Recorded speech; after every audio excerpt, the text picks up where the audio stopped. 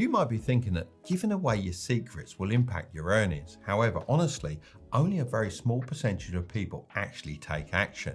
That's what separates us from most people. And honestly, if you don't teach others, then someone else will. But why would someone listen to you and not someone older and more experienced? Relatability. It's as simple as that. You've recently been in their shoes and can relate to how they're feeling much better than an old professor that's teaching from textbooks. That's part of the reason my channel has been so successful. I've been there and done it. I know what it's like starting with no money or qualifications, and I put in the hard work. That's why you can't just skip to this step before actually applying what you consume online.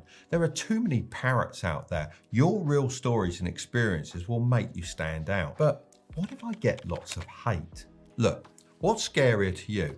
Looking back 10 years from now, seeing your life exactly as it is, the same job, same income, same routine, or facing a few harsh comments online. To build any kind of audience online, you're going to have to deal with a small group of people who don't like you. But that's how you know you're doing it right. The worst thing to be is vanilla. So how can you actually build an audience and educate people through your experiences? Most people will tell you to start with your story. But the issue with this is that no one actually knows who you are yet. You don't have that social presence online to make people care. Sure, sometimes out of the blue, these videos can hit an algorithm, but these people never build a lasting following. I would personally start with posting content that directly speaks to your audience and their needs. You could do a combination of videos, blog posts, or tweets. You need to talk about a shared problem and teach people how to fix that problem through actionable advice. Really think back to when you started and all the problems you were facing. This is your superpower, as you can really tap into their thoughts. When people scroll through social media, the posts that make them stop are often the posts that make them feel something. Posts that hit that emotional trigger.